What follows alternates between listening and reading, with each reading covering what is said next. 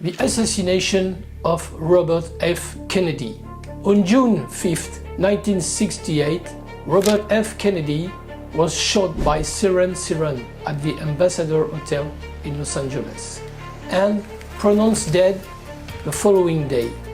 Kennedy, a United States Senator and candidate in the 1968 Democratic Party presidential primaries, won the California and South Dakota primaries on June 4.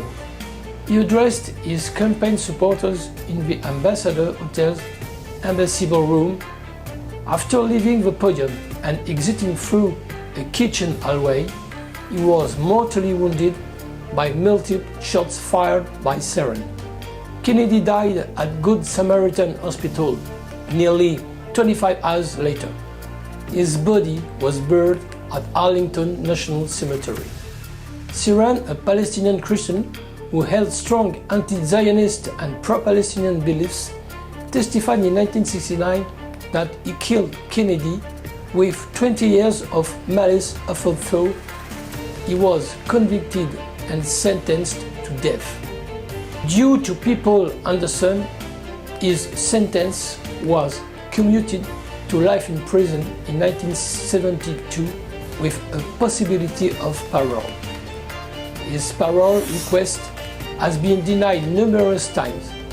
Kennedy's assassination prompted the Secret Service to protect presidential candidates. The assassination was one of four major assassinations of the 1960s in the United States.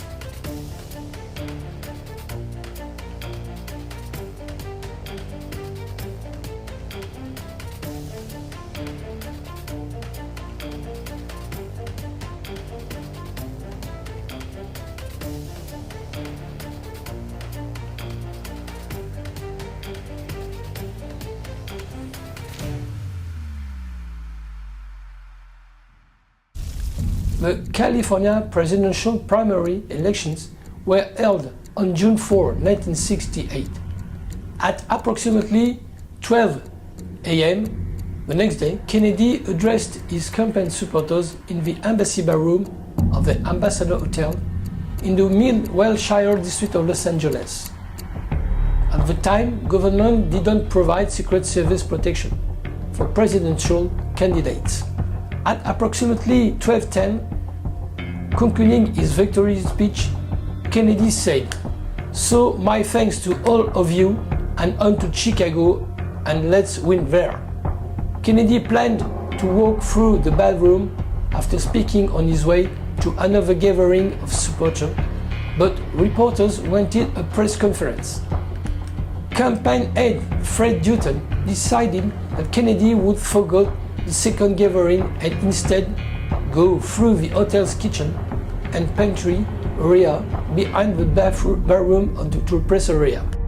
Soon after Kennedy concluded the speech, he started to exit through the ballroom when Barry stopped him and said, "No, it's been changed.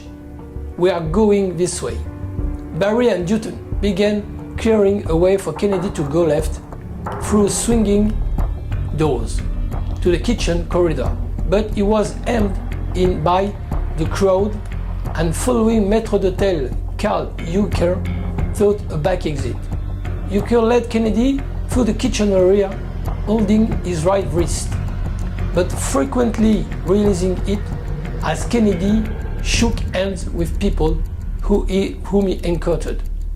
Uecker and Kennedy started down a passageway narrowed by an ice machine and a steam table to the north.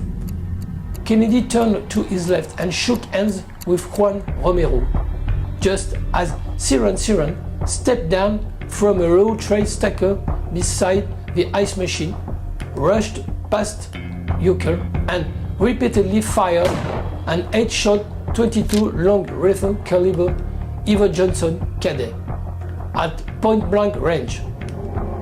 Kennedy fell to the floor. Others, including writer John Clinton and Greer, tried to disarm Sylvain as he continued firing his gun in random directions. The moment was captured by Boris Yallo of the Los Angeles Times and became the iconic image of the assassinations.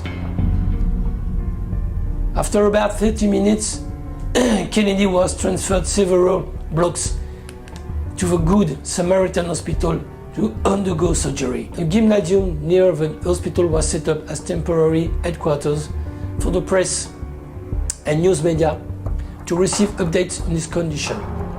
Surgery began at 3 a.m. and lasted approximately 3 hours and 40 minutes.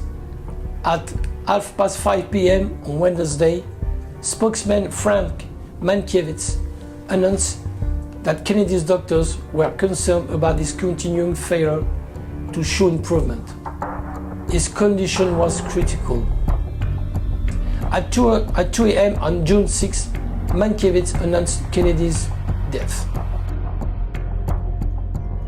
Senator Robert Francis Kennedy died at 1:44 a.m. today, June 6, 1968.